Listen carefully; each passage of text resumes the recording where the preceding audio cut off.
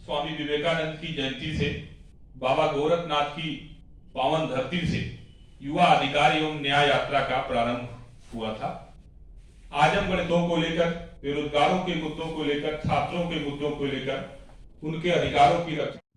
मैं शशांक शेखर सिंह, राष्ट्रीय अध्यक्ष, राष्ट्रवादी युवा अधिकार मंच।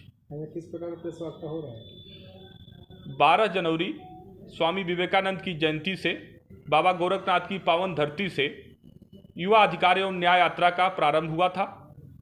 कल आजमगढ़ में कार्यक्रम था, आज बनारस के रास्ते, कल जौनपुर में जाना है।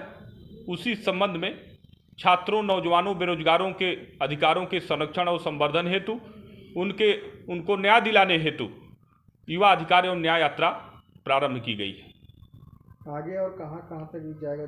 दिल्ली के जाने से पहले कितनी जगह आपकी यात्रा? जौनपुर, कल जौनपुर कार्यक्रम है। जौनपुर के बाद हम प्रतापगढ़ के रास्ते, सुल्तानपुर के रास्ते अंबेडकर नगर जाएंगे।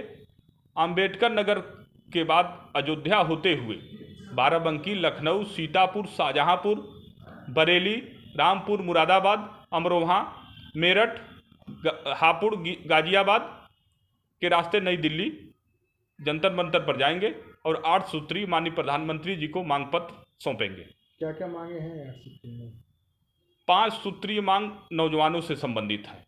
पहला, राष्ट्रीय युवा आयोग का गठन होना चाहिए। दूसरा, रोजगार गारंटी अधिनियम। तीसरा पॉइंट, समान कार्य समान वेतन। चौथा पॉइंट, जो सरकारी विभागों में आउटसोर्सिंग प्रथा है उसको समाप्त करने को लेकर के। और जो 5वां पॉइंट है वो